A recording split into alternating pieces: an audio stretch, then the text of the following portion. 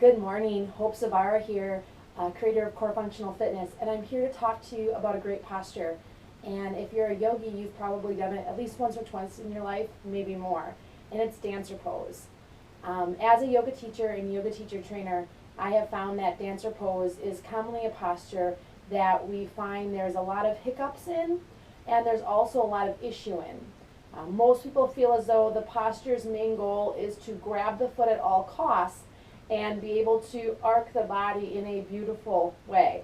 But what we're missing is we're missing what the posture is really trying to help us do by avoiding the areas that need focus and really kind of diving into the areas that may already be overstretched or overly strengthened depending on how you're compensating.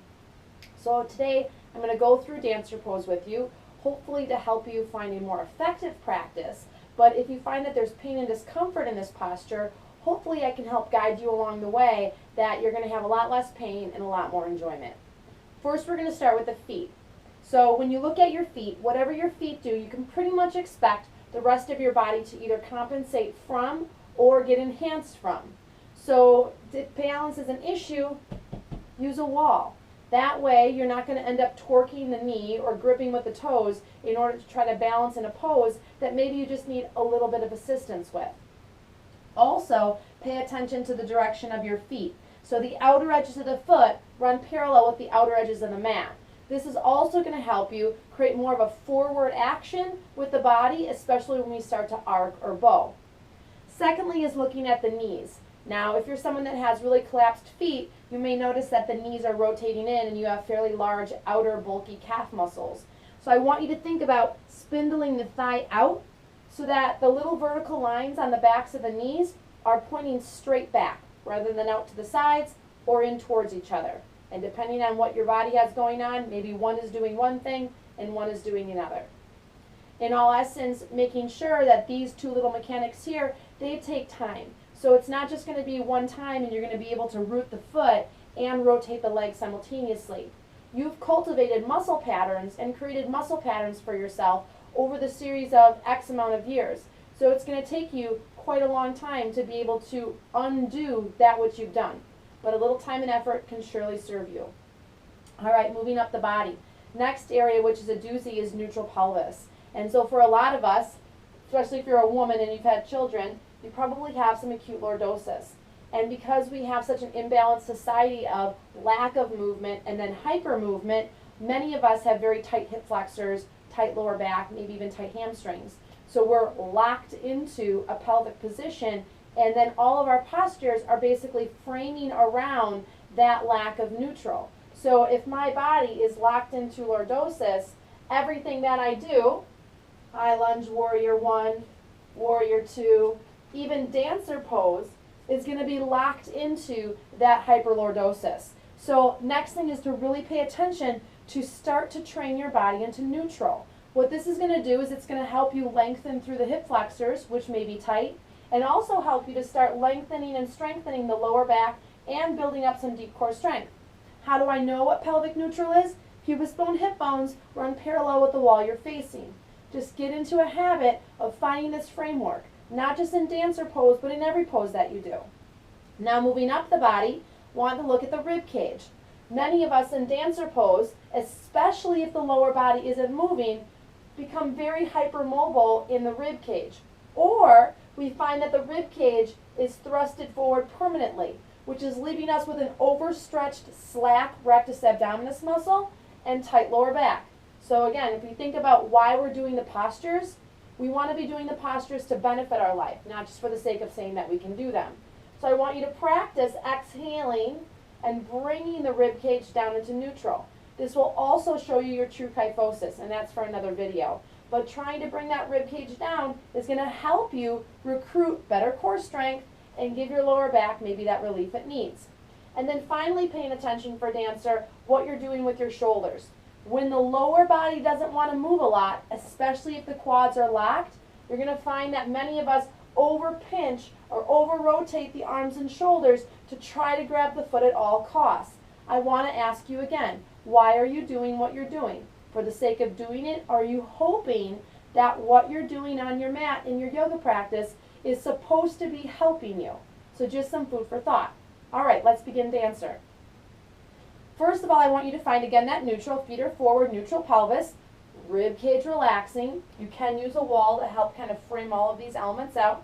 This may be where you need to start and you're not even able to grab the foot, and I'm fine with that. If you need to, grab something for support, a chair, a table, a wall, and all I want you to do in a relaxed way is grab hold of the foot. So if I turn sideways and I'm going to latch for my foot and just relax my leg, this is my true quads stretch or release. So you can see that my knee is slightly forward of its opposite. And so if your knee is projected quite a bit forward, that quadricep muscle is really taking over. Now quad means four, and so we have 4 different muscles in that front thigh, one of which goes over the knee and into the pelvis. So that rectus femoris, when it's tight, you're going to find that it's going to really pull the quad forward and also lock the pelvis into position. And so I want you to pay attention to, first and foremost, seeing if you can start to release the leg and not just yank and pull backwards. So as I hold on to my shin more than the top of the foot, so when we hold on to that top of the foot, we're really straining through the ankle ligaments, and we're just holding that foot to compensate for the tightness in the quad. So try to grab lower, like shin, if anything, ankle. So as I hold that now, I'm noticing a lot more core strength needed, a lot more glute max strength needed on the opposite leg, which is a good thing. And now I'm going to start to encourage my knee to tip downward without taking my pelvis with. So I want you to try to keep the pelvis into neutral, which is definitely going to increase that stretch. And also watch, if I turn towards you, that the knee doesn't spindle out.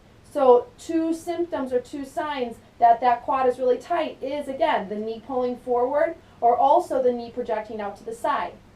Path of least resistance. When I grab the foot and the knee moves out to the side, I'm allowing the short, tight muscles to stay short and tight. That's why the knee likes to go out to the side. The second I move it down, I'm forcing that stretch to go through what's called the front line of the body. Especially if I keep the pelvis in neutral, I'm going to start to initiate some work through the hip flexors and through those quad attachments. As I come through the groin, working to keep neutral without letting the rib cage project out is definitely going to be an area of issue for the psoas. So the psoas comes through the groin, attaches on the inside of the femur, and attaches to the lower vertebrae, bottom rib cage. So when we think about keeping those ribs down, especially when we're just setting up that framework, we're really going to start initiating those areas of the body that need stretch most. So again, let's go back. I'm going to keep my base foot forward, root the foot, especially behind the big toe in the ball of the foot, and then spindling the thigh slightly externally, for me at least, so that those vertical lines on the back of the knee point straight back. Glute max, which is the lower glute, is our shelf muscle. It's what helps hold our pelvis upright. It's a huge supporter. So I'm going to use that with my pelvic floor as I grab hold of my ankle shin and work to turn the knee down without letting my pelvis tip forward. Keeping that neutral, that's already a really big stretch. Front ribs relax down, body feels nice and tall. So this might be your dancer pose. Possibly the opposite arm extending up without external rotation. Try to rotate inward to keep the upper back broad rather than pinching. So inhaling through the nose and exhaling through the nose. So if I turn sideways now, and I want to initiate, I'm just going to kind of go sloppy here, what many of us feel is dancer pose, kind of at all costs. You can see my knee is winging out, my body is crooked, I'm reaching my arm forward to get this idea of going deeper, I guess you could say, and many times the chin is projecting forward.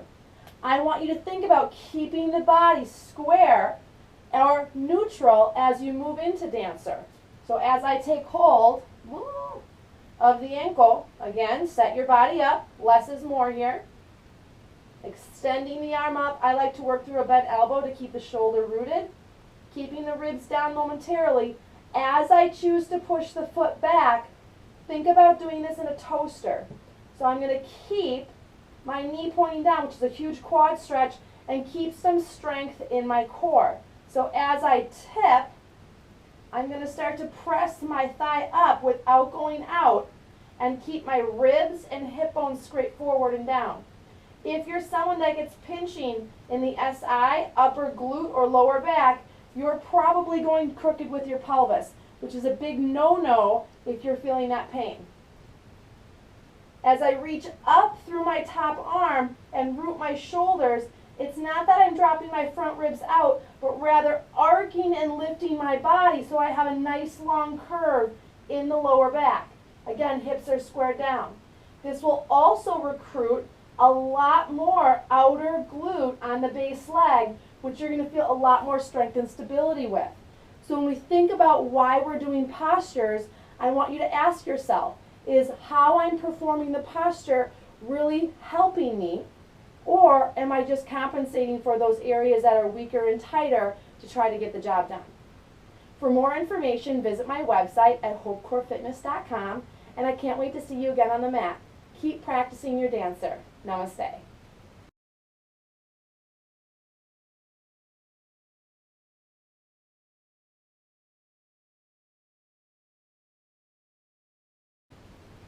How can I release my front body to help my dancer become more effective? I'm going to show you a few easy tips and tricks to help your dancer become more open and more effective.